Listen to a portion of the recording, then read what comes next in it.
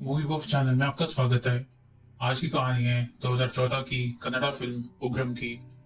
इस फिल्म का निर्देशक है केजीएफ के डायरेक्टर प्रशांत नील। ये उनकी पहली फिल्म थी। फिल्म की शुरुआत होती है 1994 में, जहां दिखाया जाता है कि एक छोटा बच्चा जिसका नाम अगस्त्या है, उसके पिता को एक गुंडे ने मार दिया है और कहता है कि उसकी लाश कुत्ते कौवे खाने तक वो वहीं पड़ा रहेगा।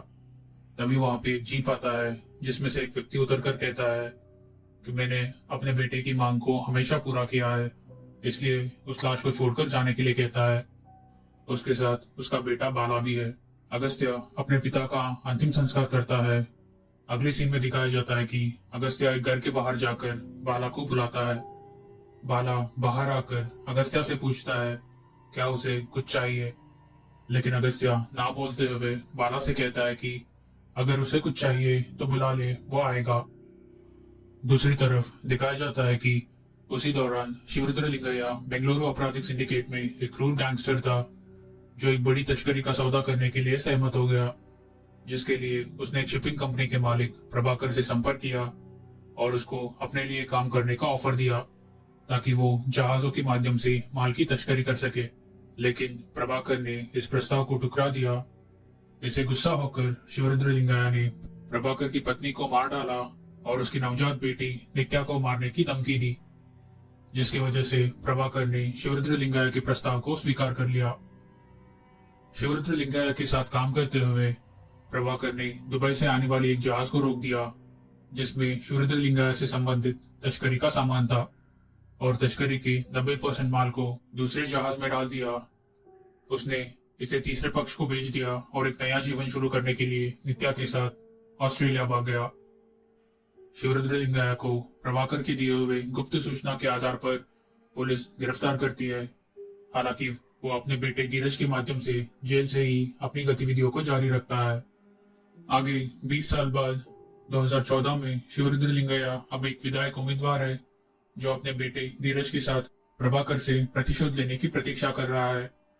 शिवरुद्र लिंगैया ने प्रभाकर का पता लगाने के लिए कई लोगों को नियुक्त किया है, और तभी उसे एक खबरी से पता चलता है कि प्रभाकर की बेटी इंडिया आ रही है। प्रभाकर की बेटी नित्या, जो अब बड़ी हो चुकी है, वो अपने पिता को बिना बताए अपनी दिवंगत मां की कब्र पर जाने के लिए बैंगलोर पहुंचती है, और रास्ते में धीरज के गुंडे द्वारा उसका किडनैप कर लिया जाता है। बाद में प्रभाकर को एक फोन आता है और उसको कहा जाता है कि उसकी बेटी को किडनैप कर लिया गया है। तब चिंतित प्रभाकर मदद के लिए अपने फैमिली फ्रेंड विश्वा को कॉल करता है, जो कि एक रिपोर्टर है बैंगलोर में। विश्वा बोलता है कि अगर कोई नित्या को बचा सकता है तो वो सिर्फ अगस्त्या है। विश्वा अगस्त्या को कॉल करता है, जो अब एक ऑटोमोबाइल मैकेनिक है, और नित्या की मदद करने के लिए कहता है। अगस्त्या नित्या को धीरज के गुंडों से बचाता है और विश्वा के कहने पर उसे अपने घर ले जाता है। अगस्त्या नित्या को घर ले जाने से पहले उसको बताता है कि जो कुछ भी हुआ उसके बारे में माँ को पता नहीं चलना चाहिए। वो नित्या को काम वाली बाई बनाकर घर ले जाता है। अगस्त्या की माँ उसके कहने पर नित्या को काम पर रख लेती है। आगे दिखाया जाता है कि पुलिस अगस्त्या से रजिस्टर पर साइन ले रही है और नित्या उसे देख लेती है। आगे फिल्म में दिखाया जाता है कि नित्या के पिता प्रभाकर बैंगलोर आता है। जैसे ही वो एयरपोर्ट के बाहर आता है, उसे शिवरुद्र लिंगैया के आदमी प्रभाकर को गाड़ी में बैठाकर ले जाते हैं। गाड़ी में वो प्रभाकर की बात शिवरुद्र लिंगैया से कराते हैं, जो कहता है कि वो प्रभाकर को नहीं मारेगा, लेकिन जिस बेटी के लिए अपनी जान की परवाह किए बिना वो बेंगलुरु आया है, उस बेटी को मारने के बाद ही उसकी प्रतिशोध खत्म होगा। प्रभाकर को एक गोडाउन में बंद कर देते हैं। आगे दिखाया जाता है कि नित्या अपनी कहानी अगस्त्या को सुनाती है। दूसरी तरफ शिवरुद्र लिंगैया के गुंडे नित्या की तलाश करते हुए अगस्त्या के घर के पास पहुंचते हैं और वहां नित्या को देखते हैं। वो नित्या के पास जाते हैं, लेकिन तभी बीच में अगस्त्या आ जाता है। वो गुंडे अगस्त्या को बीच से हटने के लिए कहते हैं। अगस्त्या को यहाँ गुस्सा आ रहा है, लेकिन एक फ्लैशबैक में दिखाया जाता है कि उसने अपनी माँ को वादा किया था कि वो किसी पे हाथ नहीं उठाएगा। गुंडे नित्या को खींच कर ले जा रहे हैं, तभी वहां अगस्त्या की माँ आ जाती है और वो अगस्त्या को कहती है कि सिर्फ उस लड़की को बचाने के लिए वो चाहे हाथ जोड़े या हाथ उठाए, लेकिन नित्या को बचा ले। फिर अगस्त्या उन गुंडों को मारकर नित्या को बचाता है। अगले सीन में दिखाया जाता है कि शिवरुद्र लिंगैया कुछ गुंडों को बोल रहा है उस लड़की को मारकर उसकी लाश के साथ नित्या को लेकर आए। तभी वहां धीरज आता है और कहता है कि उसने बाहर से गुंडों को बुलवाया है उसे मारने के लिए।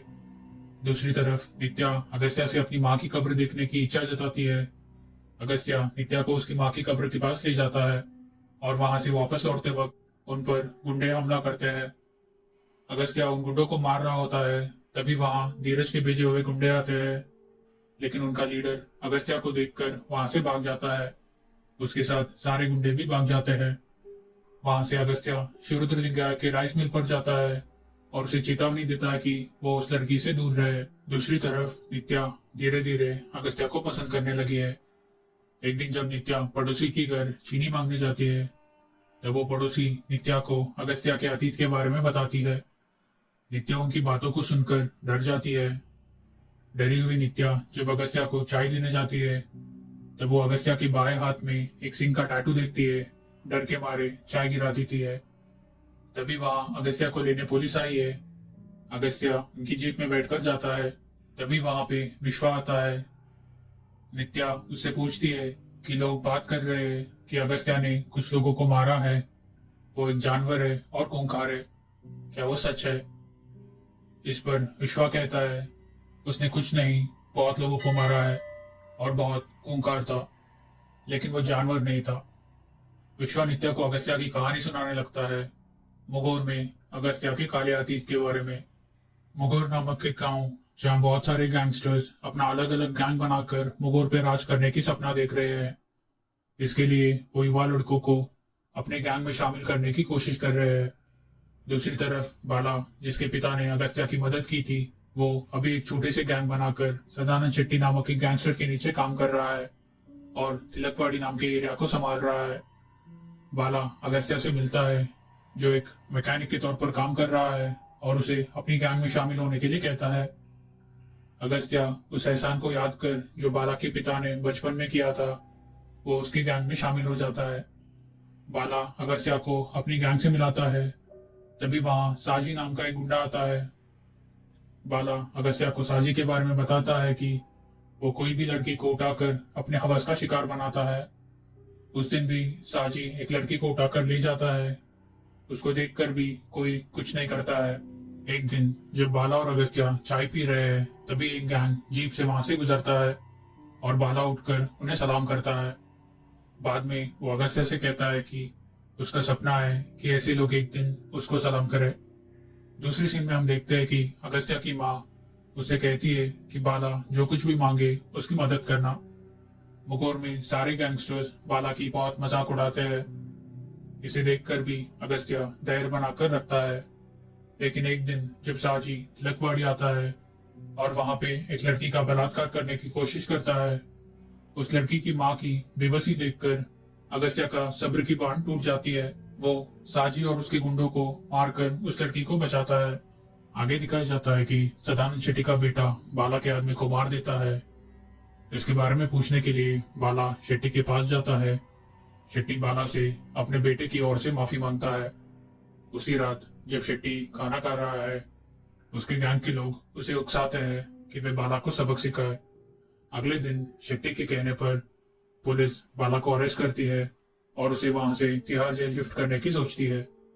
शेट्टी के गैंग ने प्लान बनाया है कि बाला को तिहाड़ जेल ले जाने के रास्ते में मार देंगे, लेकिन अगस्त्या और उसके साथी चेहरे पे रंग लगाकर पुलिस स्टेशन जाते हैं और पुलिस को मारकर बाला को छुड़ाते हैं। आगे दूसरे गैंग वालों को मारकर उनके एरिया पर बाला की गैंग का कब्जा होता है। एक दिन बाला के गैंग को सूरी नामक गैंगस्टर को मारने की सुपारी मिलती है। अगस्त्या बाकी साथियों के साथ मिलकर सूरी को मार देता है। सूरी की मौत के बाद मुगोर के सारे गैंग वाले मिलकर एक मीटिंग करते हैं। मीटिंग में ये बात होती है कि सबको एक दूसरे के खिलाफ काम नहीं करना है, लेकिन बाला नाखुश होकर वहां से चला जाता है। इसके बाद अगस्त्या एक एक करके दूसरे गैंग वालों को मारने लगता है। अभी वो पूरे मुगल पर बाला को राज करते हुए देखना चाहता है। तेजी से बाला की ताकत बढ़ रही है और वो उसके सारे काम में अगस्त्या को आगे करता है। बाला का भाई इससे नाखुश है और वो अगस्त्या से घृणा करता है। दूसरी तरफ शेट्टी एक प्लान बनाता है कि वो बाला और अगस्त्या को उनके गैंग के साथ अपने बेटे की जन्मदिन की पार्टी में बुलाए ताकि वहां उन सबको मार सके। लेकिन इससे पहले अगस्त्या शेट्टी के बेटे को मार देता है। अभी पूरे मुगोर में बाला का राज चलता है। अब उनको रोकने वाला कोई भी नहीं है। लेकिन बाला के गैंग के अंदर ही मतभेद चल रहा है। बाला का भाई और उसके लोग अगस्त्या से ईर्ष्या करते हैं। एक दिन बाला के दुश्मन मल्लप्पा को मारने पूरा गैंग अगस्त्या के गांव गया है। वह अगस्त्या की मार रहती है, इसलिए वो कहता है कि इस काम को बिना किसी शोर के करना है और वो खुद जाके उसको खत्म करेगा और बाकी गैंग वालों को कुछ नहीं करना है। लेकिन बाला का भाई और उसके लोग इस बात को ना सुनकर खुद जाकर मल्लप्पा को मार देते हैं। बाद में उसकी पत्नी को मारने की कोशिश करते हैं। तभी वहां अगस्त्या आता है और उस औरत को बचाता है। इससे गुस्सा होकर बाला का भाई अगस्त्या की मां को मारने की बात कहकर वहां से चला जाता है। इससे पहले कि वो अगस्त्या की मां को मारे, वहां अगस्त्या आता है और बाला की भाई को मार देता है। अगस्त्या की मां को पता है कि बाला अगस्त्या को नहीं छोड़ेगा, इसलिए वो अगस्त्या को लेकर दूर जाने की सोचती है। दूसरी तरफ बाला को ये बात पता चल जाती है। वो उस बस को बीच में रोकता है जिस बस से अगस्त्या की मां उसे लेकर दूर जा रही है। बस में से सारे लोगों को उतार दिया जाता है और बाला अगस्त्या की ओर बढ़ता है। अगस्त्या की मां बाला से विनती करती है कि वो अगस्त्या को कुछ ना करे और वो अगस्त्या से वादा करने के लिए बोलती है कि वो दोबारा मुगौर नहीं आएगा। अगस्त्या अपनी मां के सर के ऊपर हाथ रखकर एक कसम खाता है कि जब तक वो ना कहे वो मुगौर वापस नहीं आएगा और किसी पे हाथ नहीं उठाएगा। इसे देखकर बाला वहां से चला जाता है। अगले सीन में हम देखते हैं कि विश्वा, जो नित्या को कहानी सुना रहा था, वो आखिर में कहता है अगस्त्या ने एक औरत को बचाने के लिए सब कुछ छोड़कर खड़ा हो गया और आज एक राउडी शीटर बन के पुलिस स्टेशन में जाकर साइन करता है। विश्वा कहानी सुनाने के बाद अपने गांव चला जाता है। आगे हम देखते हैं कि प्रभाकर शिवरुद्र लिंगाया के कब्जे से भाग जाता है। प्रभाकर विश्वा के साथ अगस्त्या के घर आता है और अगस्त्या को शुक्रिया कहकर अपनी बेटी नित्या को ले जाता है। गाड़ी में जाते वक्त उनको पता चलता है कि प्रभाकर को इतनी आसानी से छोड़ना एक चाल था नित्या को पकड़ने के लिए और उनको मुगौर ले जाने के लिए, ताकि वो अगस्त्या को मुगौर बुलाकर मार सके।